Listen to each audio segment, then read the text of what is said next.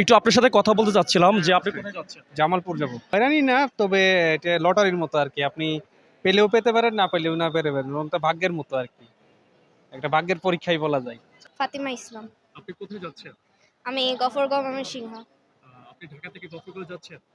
আপনার ফ্যামিলিতে কে কে আছে? আমার মা, বাবা, বোন, ভাই আর হচ্ছে দাদু। আচ্ছা, আপনাকে ট্রেনে চড়তে বেশি ভালো লাগে নাকি বাসে ভ্রমণ করতে বেশি ভালো লাগে? ট্রেনে। ট্রেনে। এর আগে যাওয়া হয়েছিল? আচ্ছা। আপনার ট্রেনে কখন যাবেন এখান থেকে? 4:30 বাজে। সাদুল্লাল ফারাবি, জামালপুর। জামালপুর। তুমি কার সাথে যাচ্ছ? আমার বাবা মায়ের সাথে। বাবা মার সাথে? বাবা মার সাথে যাচ্ছ ঈদ করার জন্য? জি, তোমার ট্রেনে উঠতে কেমন লাগে? ভালো বাসে উঠতে ভালো লাগে না? লাগে। লাগে? আচ্ছা, তুমি কোন ক্লাসে পড়ো? ওয়ানে ওয়ানে। এবার ঈদে তোমার বাবা মা তোমাকে কি দিয়েছে? জামা কাপড়, চশমা। সাইফুল্লাহ, আপনি যাচ্ছেন কোথায়? এয়ারপোর্ট যাবো। এয়ারপোর্ট, এখান থেকে এয়ারপোর্ট যাবেন? জি এই এয়ারপোর্টে কি আপনি টিকিট পেয়েছেন? জি, পাইছি টিকিট। এয়ার- তিনজন ছিলাম, মানে দুজনের টিকিট দিচ্ছে, আরেকজনটা দেয় নাই। আপনি কি মূলত এয়ারপোর্টে যাবেন? জি, এয়ারপোর্ট যাবো। আচ্ছা, ঠিক আছে। কোথায় যাচ্ছেন আপনারা? যদুপুর ভাই। গাজীপুর যাবেন? আপনি কি টিকিট পেয়েছেন? জি স্যার। টিকিট কি দেখানো যাবে? জি স্যার। আচ্ছা, এই গাজীপুর যাচ্ছেন, আপনাদেরকে নেওয়া হচ্ছে এভাবে, টিকিট দিয়ে নেওয়া হচ্ছে এভাবে? জি স্যার। কত করে টিকিট কেটেছেন? আমরা টিকিট 20 টাকা করে নিছি। টিকিট 20 টাকা করে নিয়েছেন? পুর যাচ্ছি জামালপুর স্টেশনে। জামালপুর যাচ্ছেন, আচ্ছা। আপনি কি টিকিট পেয়েছেন? হ্যাঁ, আমি টিকিট পেয়েছি। ট্রেনে যে যেতে হবে এমন তো কোনো কথা নাই, বাসে তো যেতে পারতেন। বিগত সময়ের তুলনায় আজকে একটু মানে তুলনামূলক একটু মানে কম মানুষ, এই কারণে আজকে আমি ট্রেনে চলে যাচ্ছি বাসায়। আর আপনি যে যাচ্ছেন নিরাপত্তা ফিল কি পাচ্ছেন এখানে? অবশ্যই অবশ্যই অবশ্যই টিকিট কবে কেটে গেছে? আজকে আমি কাটছি, তুলনামূলক আজকেই কাটছি এবং টিকিট সিটও পাই গেছে আলহামদুলিল্লাহ। জি, আপনি কোথায় যাচ্ছেন? জামালপুর। জামালপুর। জি জি। আচ্ছা, কত করে টিকিটের ভাড়া নিয়েছে? ভাড়া নিচ্ছে 5 টাকা বেশি, 95 টাকা 100 টাকা নিচ্ছে। আচ্ছা, আপনি যে ট্রেনে যাচ্ছেন তাতে কি নিরাপত্তা ফিল করছেন? নিরাপত্তায় এখন ঢাকা তো নিরাপত্তায়, পরে কি লোক আরো অনেক ভিড় হবে, তো পরে কিরকম হয় এটা তো বলা যাচ্ছে না। আপনি টিকিট কেটেছেন কবে? আজকেই টিকিট কাটছি 11টার দিকে, সকাল 11টায়।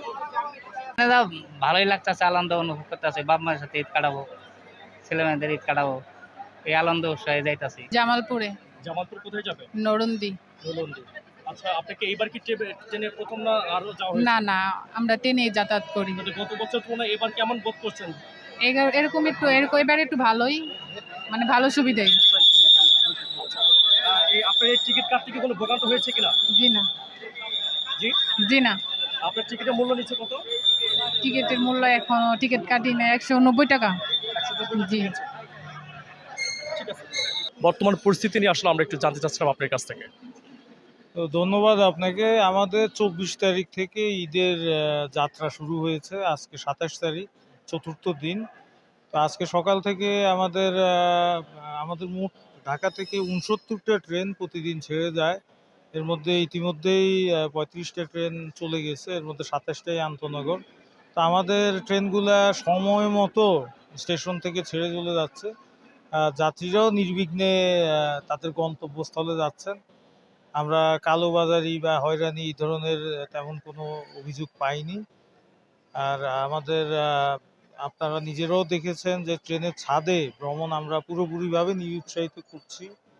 যাত্রীরাও নিয়ম মেনে ট্রেনের অভ্যন্তরেই ভ্রমণ করছেন। এখন পর্যন্ত পরিস্থিতি ভালো। আমরা আশা করছি যে বাকি সময়টাও এই পরিস্থিতি অব্যাহত থাকবে। ধন্যবাদ। আর যদি কেউ বা যদি ব্ল্যাক করে, টিকিট ব্ল্যাক করে থাকে, আপনারা ধরতে পারলে সেই বিষয়ে কি শাস্তি প্রয়োগ করবেন তাদের উপরে?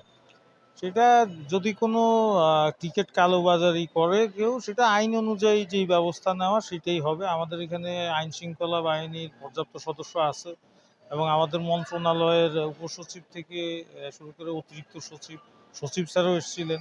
সকল পর্যায়ের কর্মকর্তারা আছেন এবং আমাদের মন্ত্রণালয়ের কয়েকজন উপসচিব, ওনারা ভ্রাম্যমাণ আদালতের কাজও করছেন। তো আমাদের আইনি যে সমস্ত পদক্ষেপ নেওয়া সেটা আমরা নিব।